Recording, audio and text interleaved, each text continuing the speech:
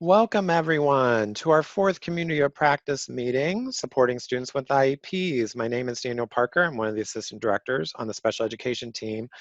Today, our topic is considerations when working with students during COVID-19 who have medical fragility or who have been medically compromised. We have Carlin Higby, Iris Jacobson, and Luis Wilson presenting today. Just a reminder, lots of resources coming out from DPI. Heavily encourage you to look at this UDL Forward, Community of Practice. Lots of great ideas, coaching labs, and all kinds of online virtual meetings and supports. In addition, we have a new project that will be launching probably this week called Assistive Technology Forward, where you could join a statewide community of practice where you could have access to learning subscriptions from the National Organization for Assistive Technology, and you could even get some virtual technical assistance for assistive technology implementation and lots of community of practice meetings. We'll send an email out with more information about that as it develops. We want to thank the Wisconsin Statewide Parent Educator Initiative for supporting our platform for this conference and for supporting us in our family and school partnerships. Thank you, WISPE. And there's also a series of transition virtual supports and professional learning resources. There's a new community of practice just for related service providers that will be starting up here in October. So we put those slides in there and those reminders just to share with you all the additional resources that you might find helpful in your work.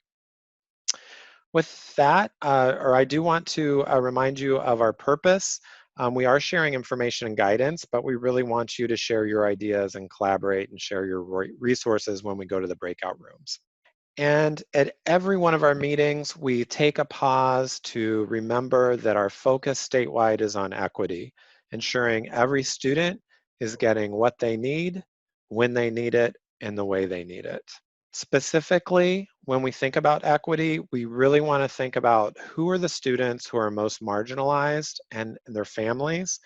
Often we think of students of color when we think of equity as needing the supports and the focus and the attention because we have inequitable service delivery models in our systems. Today, we're thinking about students who have medical fragility. Those students with more significant disabilities are certainly in our group around students who are the most marginalized. And just making sure, just like any other group, we're supporting family and community engagement with those students, developing those relationships, and making sure that we're also taking care of ourselves. With that, I'm going to turn it over to our presenters, Iris and Luis and Carlin. Thank you.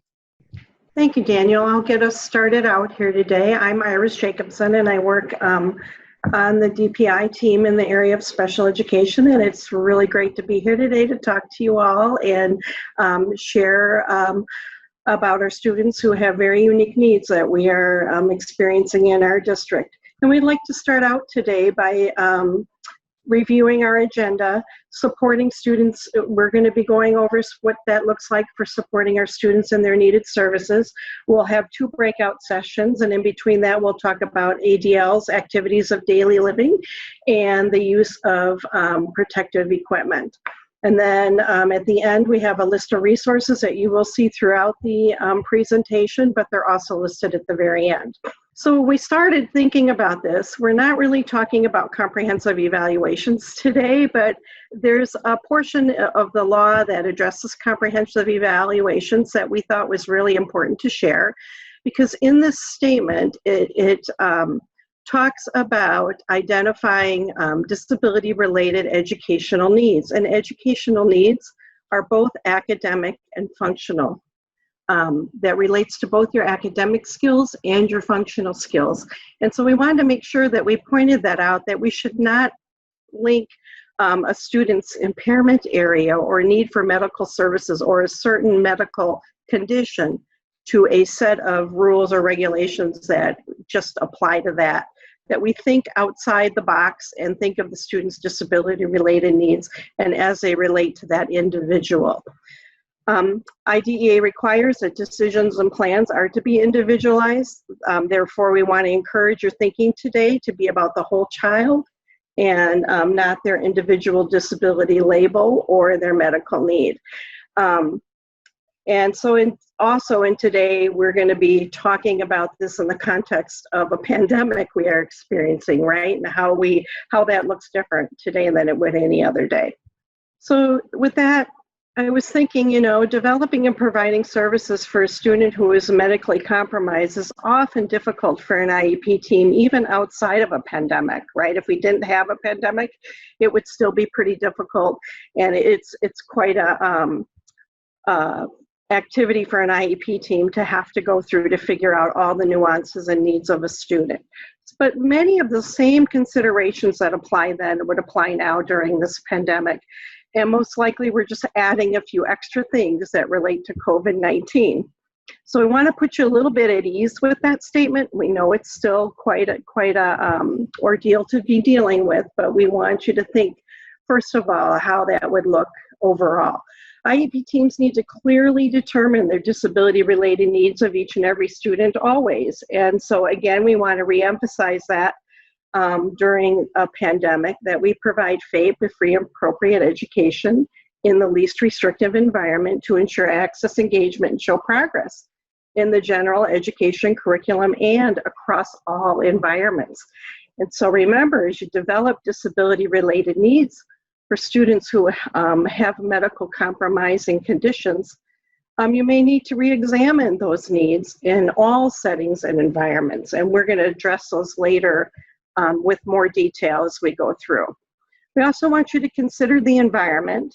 We have, there's several different types of environments now. We have face-to-face in a brick and mortar school building. We have students in a building that are social distancing. We have virtual where they're not in a building at all, or maybe even a separate environment outside of either the home or the school building.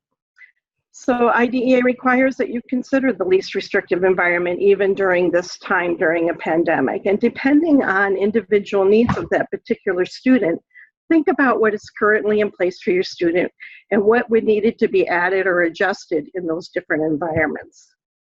So we want you to also look at following the guidance of your school district's policies. Every district across the state has local control and has different policies and different guidance from their county health providers.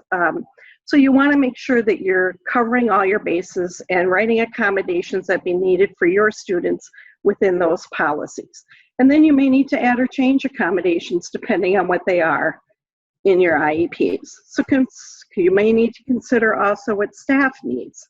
So there may be additional training, additional or different PPE for students and for staff. So again, working closely with your school nurse and administrators, those are things that you would need to address in an IEP meeting, or when you're looking at doing a contingency plan and doing an I-10, you might want to consider all these areas and write them up in the IEP and then document what you changed in the I-10. So I just want to put a little plug out there, like we're going to talk later about, to put you at ease a little bit, to talk later about where in the IEP do you put some of these things, right? So we're going to address that briefly a little later on. But most things that staff need go, under the program modifications or supports under the I-4. So that's where you could list a lot of that type of equipment or needs. I also want you to think about flexibility. So in these times, we do have to be flexible. Some parents may be asking if you're having face-to-face in school learning, they may be asking that their student stays home and receives a virtual education. So those are things you might need to have plans and ideas of how you're going to address those when they come up. Louise will cover more details later too about what that might look like. We may want to seek input of students' medical provider to help determine the needs of the environment and supports, or really it's about collaborating with all the members that know the child and what they need.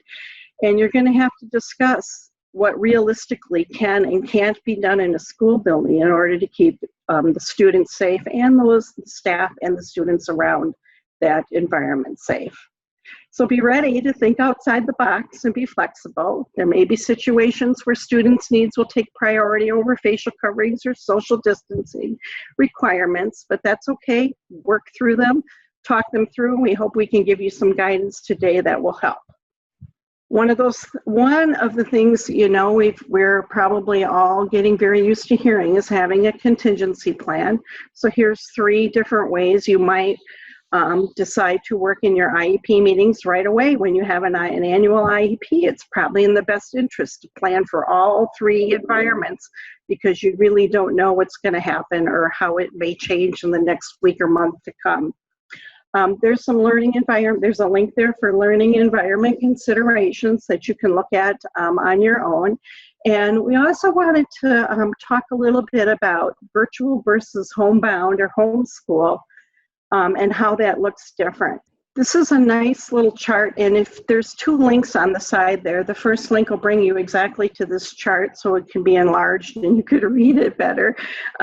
But really is very simply put out the difference between remote learning, homebound, and homeschool, and how that would look differently.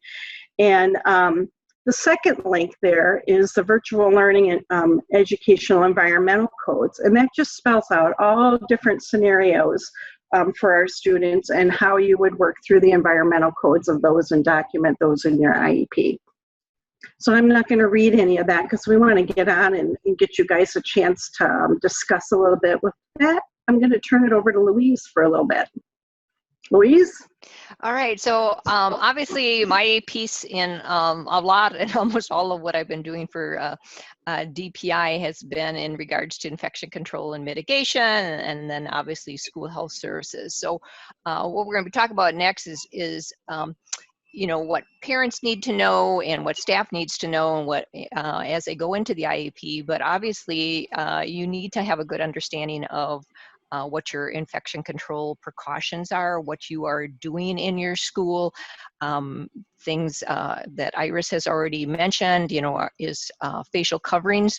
Right now we're under an emergency order, but you're probably aware that that emergency order runs out next Monday on the 28th, and we haven't really heard if there will be an extension of that, if other counties will provide their own orders for that. Right now, Dane County has an order, but I think they're one of the few that has a separate order. So facial coverings, the social distancing, and obviously, what are your procedures and what have you been doing as far as cleaning, what can be cleaned, what products you're doing, all those measures. And then we'll also be talking a little bit later about the supports that can be provided to you as service providers and to the educators who serve the students, because I know that is a concern as you're meeting, and determining what this IEP is going to look like, what the program is going to look like for the student, where that program is going to be placed, as Iris has said, in the least restrictive environment. You need to understand all those things. So again, and just thinking about, what do you need to know and understand, and what do the parents need to know and understand? Really, parents are going to come to you and they really need to know what you're planning to do to keep their child safe, because that's going to be their basic question is you're going to have, again, determine what, not only what is the educational program, but where is that going to be, and parents need to make that very important decision.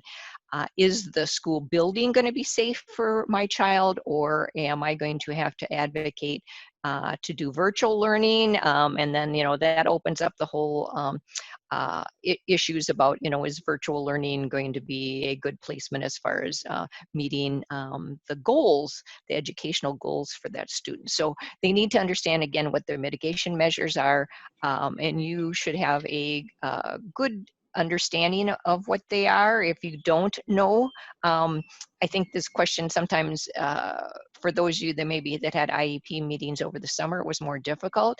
Those of you that are working in the schools right now and have students back in school probably have a really good understanding what your mitigation measures are. Some of you who are maybe starting out virtual and are hoping to move into in-person instruction, those plans might still be being made. So again, have a really good understanding that, and then really also looking at plans and understanding and talking to the parents about what kind of medical needs that student has, plans for any special health care procedures.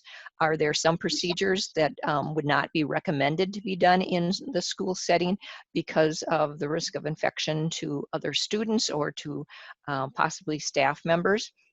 Again, it's easier to mitigate the effects to staff members than it is to the classmates, students. Again, so you need to be thinking about those type of issues.